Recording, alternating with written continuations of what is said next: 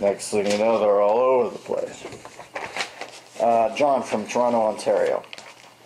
Dear Dennis, it strikes me that children of stand-up comedians tend not to grow up to become stand-ups themselves, unlike kids of a lot of actors and musicians. Why do you think that is? Comedians are impotent? I think I just blew a loogie out of my nose. Let me see, John. Hey, you know how hard it is to blow your nose with pink boxing gloves on? Wasn't that a David Niven book? Blowing my nose with pink boxing gloves on? Let's see, are there any stand-ups?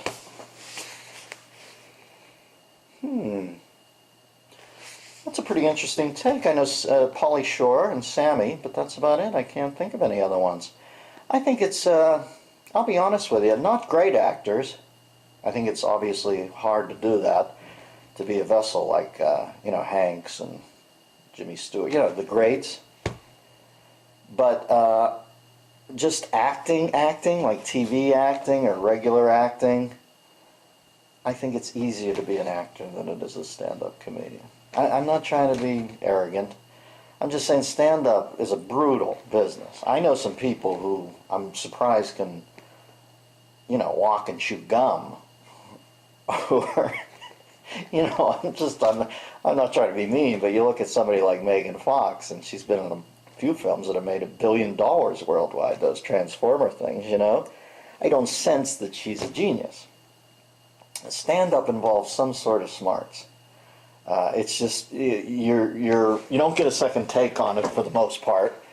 And really, if you're filling an hour, which best stand-ups do have to do at some point, let's say you have to get 3 laughs a minute, or 2 at least, right? You got to turn it over pretty quickly. You don't hear big gaps, like in a movie where there's all this interstitial dialogue. In stand-up, you better hear 2 laughs a minute. You're talking about writing 120 clever things, quite frankly, for an hour. And that sort of weeds out some of the people. I think it's a little easier to get through in most acting roles. And once again, I rule out the Meryl Streeps of the world and people like that, because they just are touched, To me, the ability to channel a story like that is breathtaking. I think it is great high art. But if you're got the third lead and you're an actor on an episode of Las Vegas or so, one of those shows, I don't know that it's all that taxing. And therefore, I believe your kids could follow in your footsteps a little easier than being a stand-up comedian.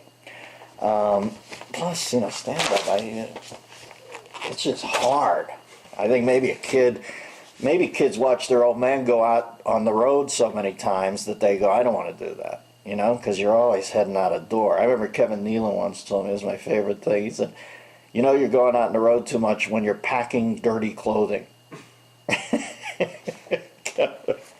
All right, Enjoy these samples of the Bathrobe Sessions, a weekly video available only to members of the DMZ, the Dennis Miller Zone, on DennisMillerRadio.com.